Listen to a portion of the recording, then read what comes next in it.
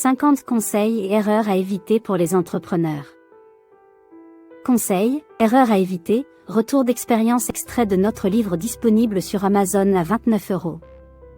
En cliquant sur le lien ci-dessous, vous l'obtenez gratuitement. Conseil 35. Entrez dans la tête de vos clients à vos avatars clients, persona, client type.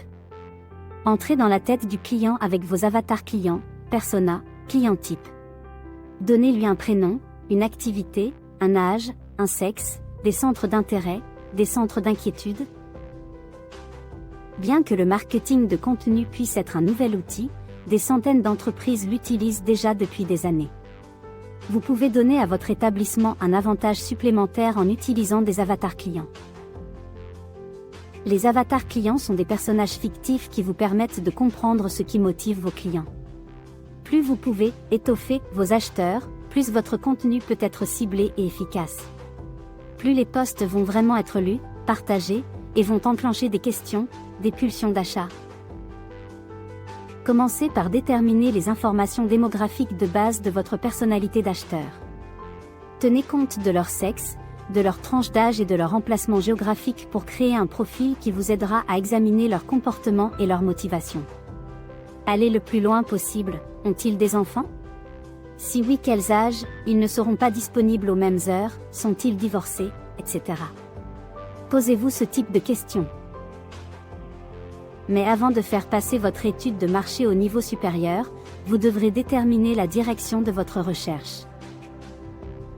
Vous pouvez le faire en décrivant les principaux domaines d'information pour votre profil de personnalité d'acheteur. L'un d'eux pourrait être les facteurs de succès, qui sont les avantages que votre produit offre aux clients. Un autre pourrait être les critères de décision, c'est-à-dire les caractéristiques du produit qui font ou défont une décision d'achat. Supposons qu'un producteur de vin sait déjà que son produit le plus vendu est un vin mousseux dans une bouteille rose, dont le prix est d'environ 10 €. Son facteur de succès est qu'il peut être un excellent cadeau, tandis que les critères de décision sont à la fois la présentation charmante et le prix abordable. Une fois vos domaines clés identifiés, il est temps d'entrer en contact avec les acheteurs eux-mêmes, que ce soit par le biais d'entretiens, d'enquêtes en magasin, de pubs Facebook, on peut vous former sur cela. Ces informations devraient vous permettre de donner vie à vos avatars clients, en leur donnant un nom, un âge et une histoire, ainsi que des motivations et des traits de caractère. Lorsqu'on cherche à trouver l'avatar client d'une des personnes que je forme ou conseille, j'insiste pour que mes clients leur donnent des prénoms. Ils doivent inventer une vraie histoire. Dès que cela est fait, ils ne vont plus poster à un brouillard de centaines prospects confus mais à une personne particulière qui a besoin de son produit. Prenez Maria. Elle a 45 ans et est mère de 2 enfants, elle est Verseau. C'est une femme au foyer, à la recherche d'un cadeau pour sa bonne amie Anna. Maria aime le jardinage, le sport et adore la couleur rose, elle est la personnalité de l'acheteur pour votre vin mousseux en bouteille rose. Bien sûr, tous vos clients ne sont pas des clones de Maria. Soyons réalistes. Votre clientèle est composée de plusieurs types différents des groupes de clients qui partagent des caractéristiques et des comportements similaires, tels que des acheteurs occasionnels soucieux des prix ou des clients fidèles.